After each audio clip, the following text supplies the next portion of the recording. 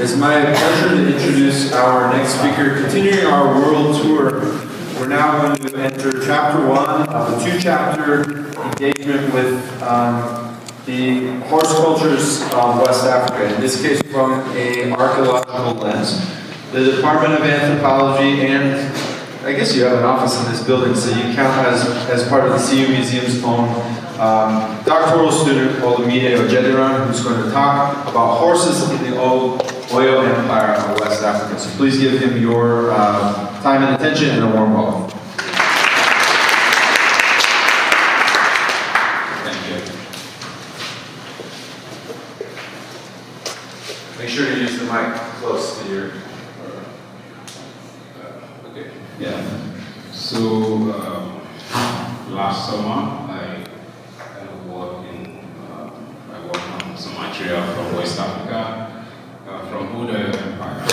So Old Oyo Empire is a very popular early civilization in West Africa that flourished between 14th century and 19th century. It was a very, very powerful and influential one, and it kind of, at some point in the 16th century, it was started as a city-state in Edele, Oyo, the red triangle there, started to expand, and it started expanding from here, Edele here. So Edele is one of the first colonies of the Old Oyo Empire. And he expanded to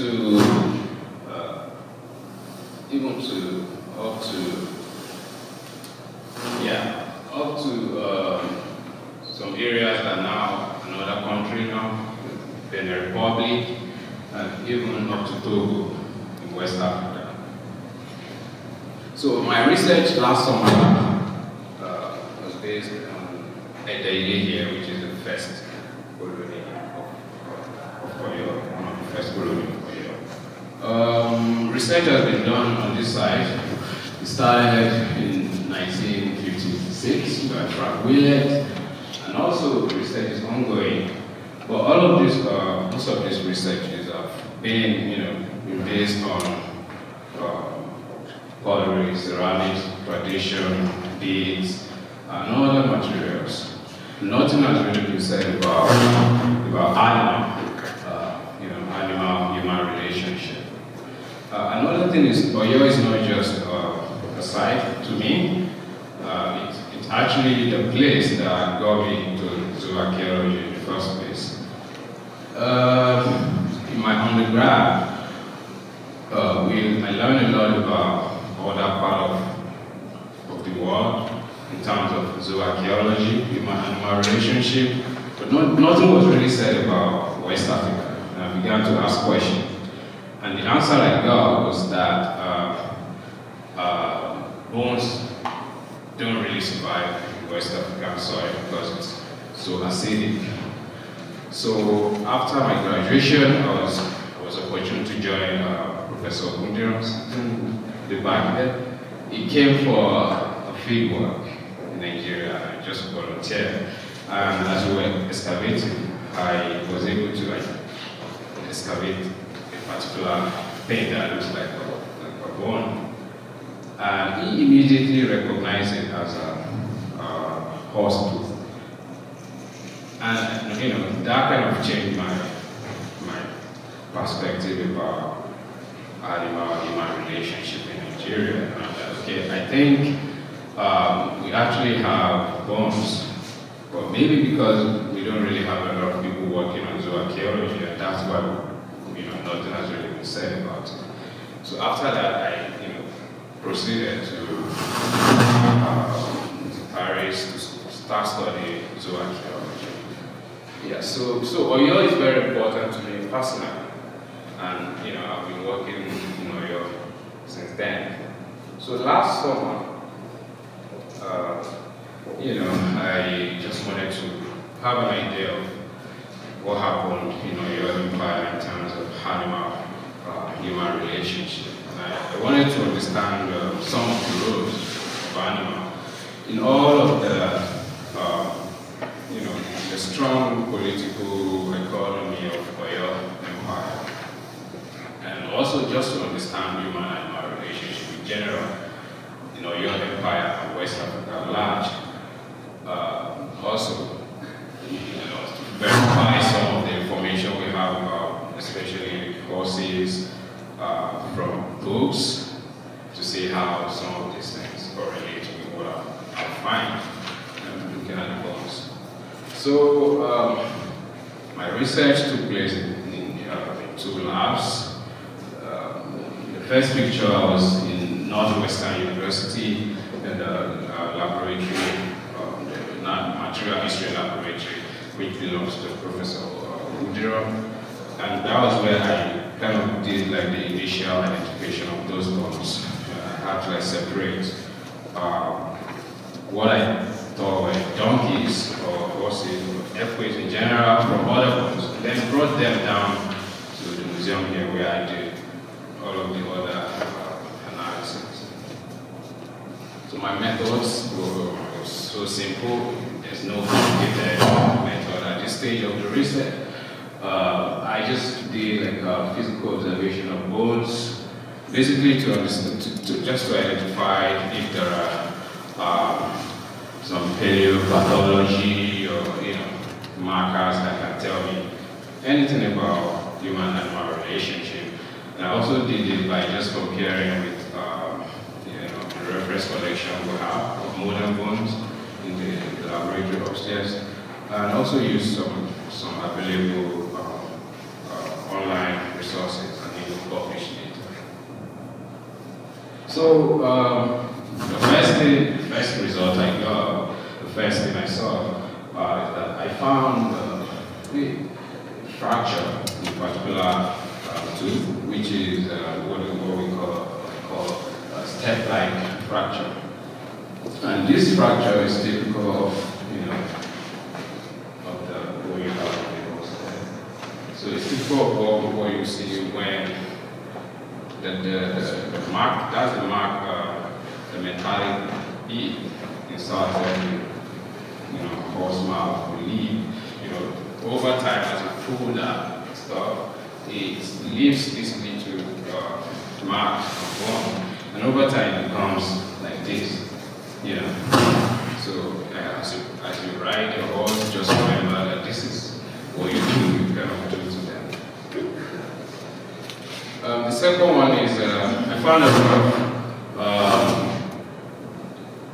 teeth like this, fracture, usually broken into 2.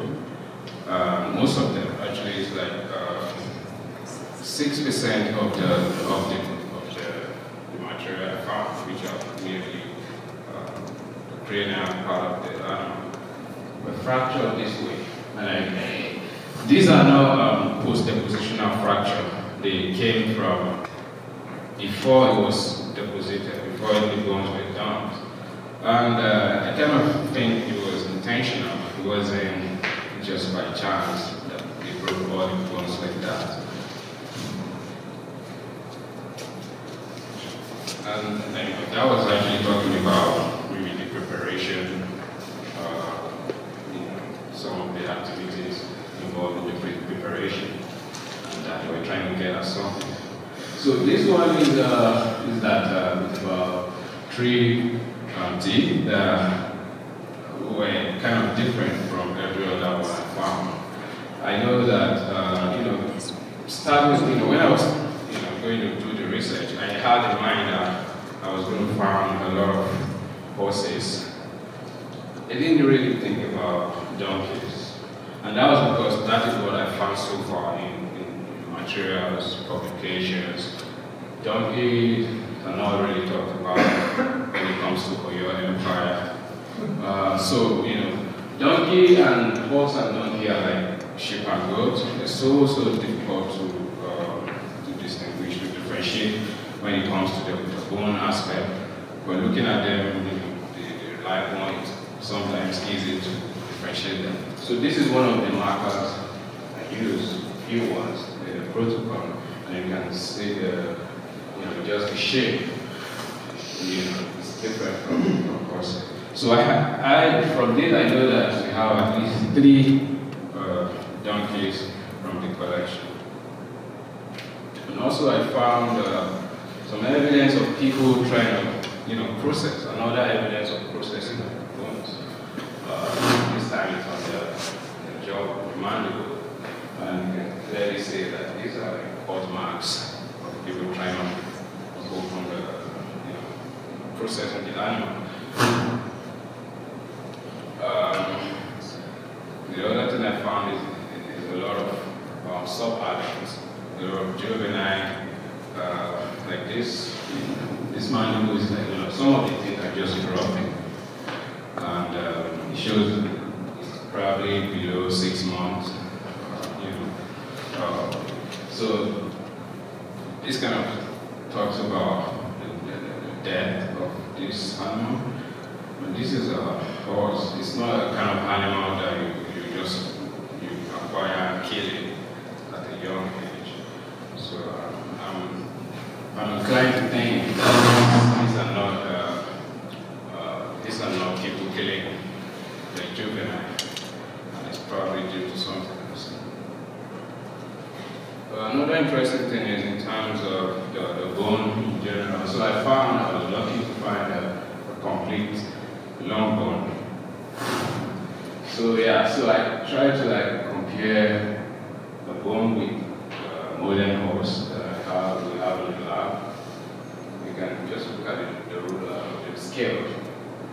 This is a donkey from modern time. And if you look at it's clearly smaller to the horse, right?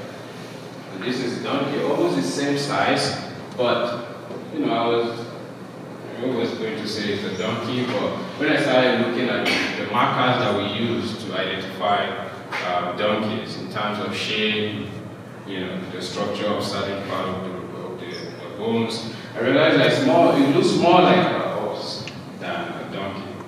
But in terms of size, it has almost the same size as a donkey. So,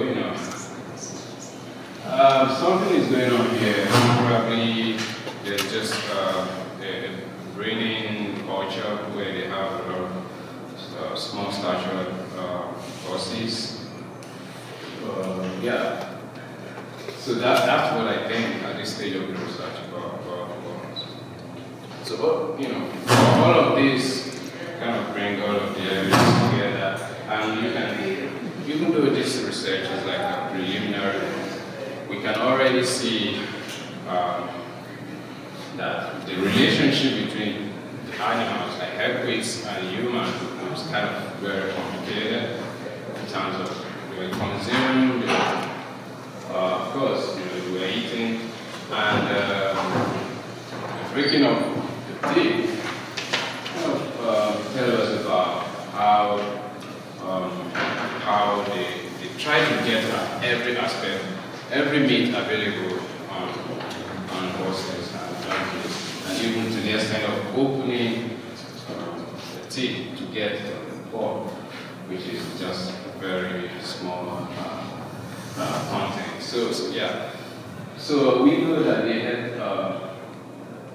equids, that they were not only important for transportation, at least from the mark, the step-like mark, we know that they were used for transportation, and it would have been important in the communication between Oyo, which is like the capital, and the colonies.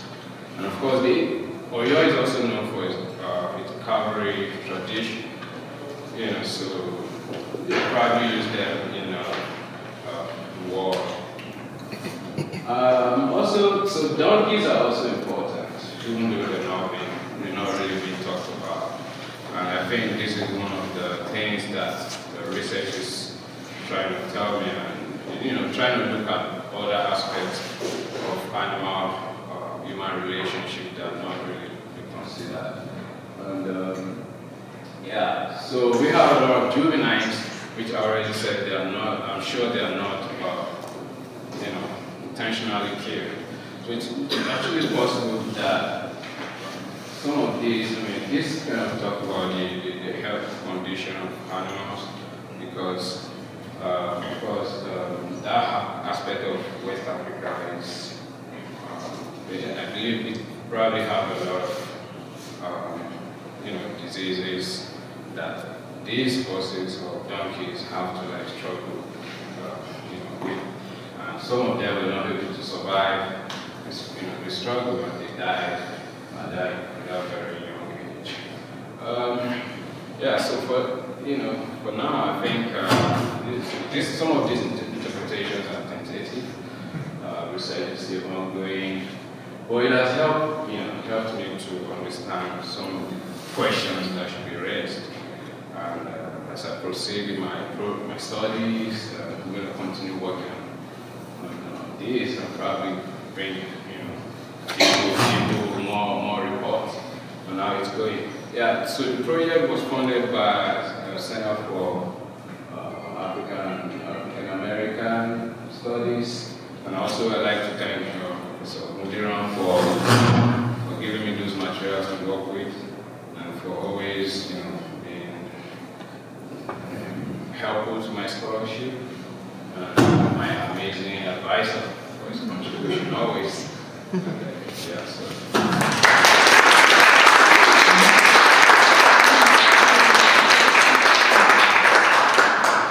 Thank you, Olumide, for this archaeozoological deep dive into a really important question. And now we have some time for Q&A, the questions related to Olumide's talk.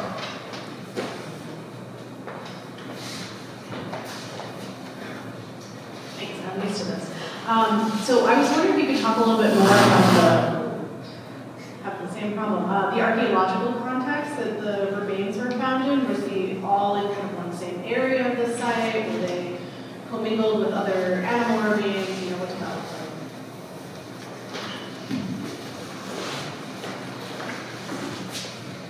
like? Sorry, I didn't go into that. So the bones were found together with other animals. So when I was in Northwestern, what I wanted to do was just to separate, to remove all the evidence, because I was only, at this stage, just really interested in what we can know about evidence. And the site came from, a lot of house deposits, like maybe from kitchen, in the compound of someone we can refer to as the governor. We have the king, the Old Oyo Empire king. Then we have other people in the colonies that are also important, that govern those areas. So the bones came from his compound. Yeah, so we have other animals found together with this. They're usually, most of them are like wild goats, like antelopes.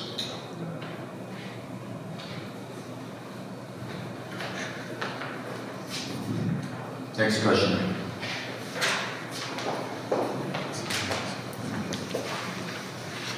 Thank you for your talk. Is this on? Yes. Hold it close. It's just sensitive. What can you tell us about where horses came from? Where did they arrive from?